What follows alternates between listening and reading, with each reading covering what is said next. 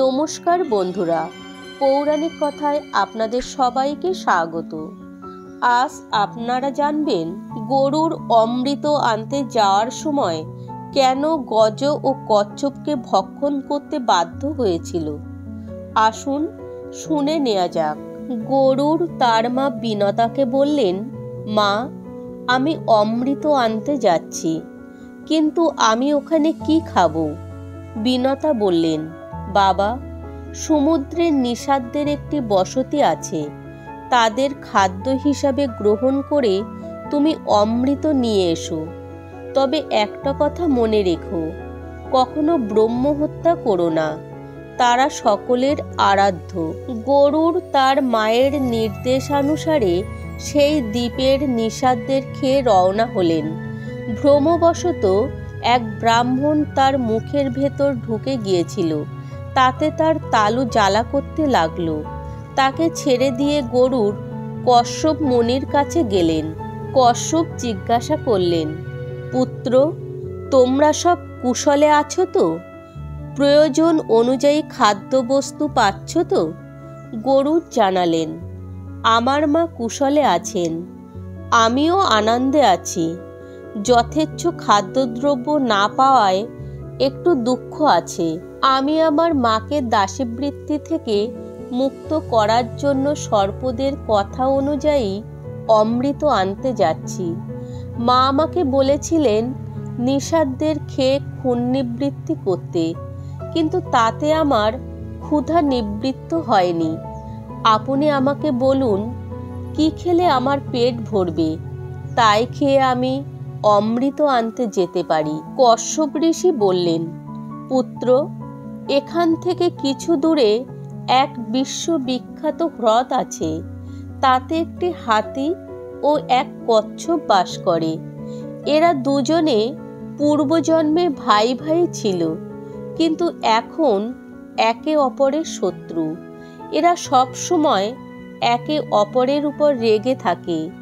তুমি এদের পূর্বজন্মের কাহিনী শোনো। পুরাকালে বিভাবসু নামে অত্যন্ত ক্রোধী এক ঋষি ছিলেন। তার কনিষ্ঠ ভ্রাতা সুপ্রতীক ছিলেন একজন বড় তপস্বী। সুপ্রতীক তার ধন সম্পদ তার জ্যেষ্ঠ ভ্রাতা বিভাবসুর সঙ্গে একত্রে রাখতে চাননি। তিনি রোজই ভাগাভাগির জন্য বলতেন। বিভাবসু ছোট ভাইকে বললেন, সুপ্রতীক, অর্থের মোহের জন্যই লোক তা ভাগাভাগি করতে চায় এবং সম্পত্তি ভাগ হলেই একে অপরের বিরোধী হয়ে ওঠে। শত্রুরা তাদের সঙ্গে পৃথকভাবে বন্ধুত্ব স্থাপন করে ভাই ভাইয়ের শত্রুতা লাগিয়ে দেয়। তাদের মনে শত্রুতার বীজ রোপণ করে মিত্র হওয়া এইসব শত্রুরা শত্রুতা বাড়িয়ে তোলে। পৃথক হওয়ার ফলে শীঘ্রই তাদের অধঃপতন হয়, কারণ তখন তারা আর একে অপরের মর্যাদা এবং সৌহার্দ্যের দিকে নজর দেয় না। সেই জন্য সৎ ব্যক্তিগণ ভাইদের পৃথক হওয়াকে ভালো মনে করেন না। যেসব ব্যক্তি গুরু এবং শাস্ত্রের উপদেশের দিকে দৃষ্টি না দিয়ে একে অপরকে সন্দেহের দৃষ্টিতে দেখেন, তাদের বশে রাখা কঠিন। তুমি এই তিনটি কারণের জন্যই পৃথক হতে চাও, সুতরাং তুমি হাতি হয়ে জন্মগ্রহণ করবে।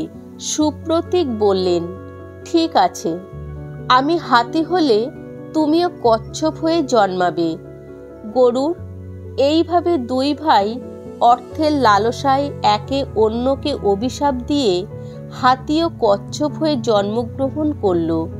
তাদের পারস্পরিক দেশের এই হলো পরিণাম। এই দুই বিশালাকার জন্তু এখনো যুদ্ধ করে চলেছে। হাতি 6 যোজন উচ্চ আর 12 যোজন লম্বা, কচ্ছপ 3 যোজন উচ্চ আর 10 যোজন ব্যাপী গোলাকার।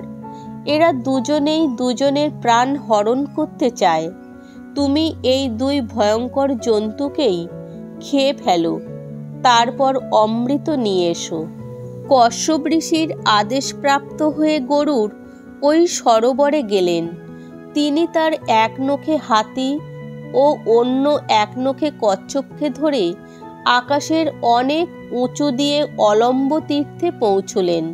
সেইখানে সুবর্ণগিরির ওপরে অনেক দেবদারু হাওয়ায় দুলছিল। তারা গরুরকে দেখে ভয় পেল। কি জানি এর ধাক্কায় আমরা না উৎপাটিত হই। তাদের ভীত হতে দেখে গরুর অন্য পথ দিয়ে গেলেন। সেদিকে এক বিশাল বটবৃক্ষ ছিল। বটবৃক্ষ গরুরকে মনের ন্যায় তীব্র বেগে উঠতে দেখে বলল, তুমি আমার 100 যোজন ব্যাপী লম্বিত শাখায় আরোহণ করে হাতি ও কচ্ছপ ভক্ষণ করো। গরুর যেই শাখাটির উপর বসেছেন তৎক্ষণাৎ সেই শাখাটি মর্মর শব্দ করে ভেঙে পড়তে লাগল। গরুর পড়ে যেতে যেতে সেই শাখাটি ধরে নিলেন এবং আশ্চর্য হয়ে দেখলেন বালখিল্য নামক ঋষিগণ সেই শাখা ধরে মাথা নিচের দিকে করে ঝুলে আছেন। গরুর ভাবলেন, শাখাটি যদি নিচে পড়ে যায় তাহলে এই ঋষিদের মৃত্যু হবে।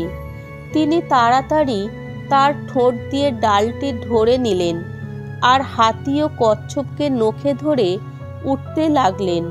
কোথাও বসার জায়গা না পেয়ে তিনি উঠতেই থাকলেন, আর তার ওড়ার বেগে পাহাড়ও কাঁপতে লাগলো। বালখিল্য ঋষিদের উপর মমতাবশত তিনি কোথাও না বসে উঠতে উঠতে গন্ধমাদন পর্বতে গেলেন।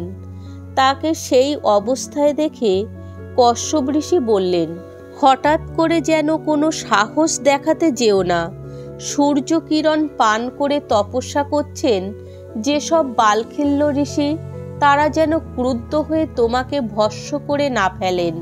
গরুরকে এই কথা বলে কশ্যপ ঋষি তপসিদ্ধ বালখিল্য ঋষিদের কাছে অনুরোধ জানালেন, হে তপোধনগণ, গরুর প্রজাদের হিতার্থে এক মহৎ কাজ করতে চায়, আপনারা ওকে অনুমতি দিন।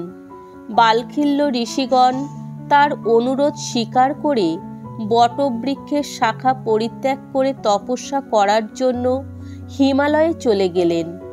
গরুর তখন শাখাটি ফেলে দিয়ে পর্বত শিখরে বসে হাতি ও কচ্ছপ ভক্ষণ করলেন। তাহলে বন্ধুরা, আজ এই পর্যন্ত। ভিডিওটি যদি ভালো লাগে তাহলে অবশ্যই লাইক, কমেন্ট ও শেয়ার করবেন এবং এই ধরনের নিত্য নতুন ভিডিও সবার প্রথমে পেতে চ্যানেলটিকে সাবস্ক্রাইব করে পাশে থাকবেন। দেখা হচ্ছে পরের কোনো নতুন ভিডিও নিয়ে।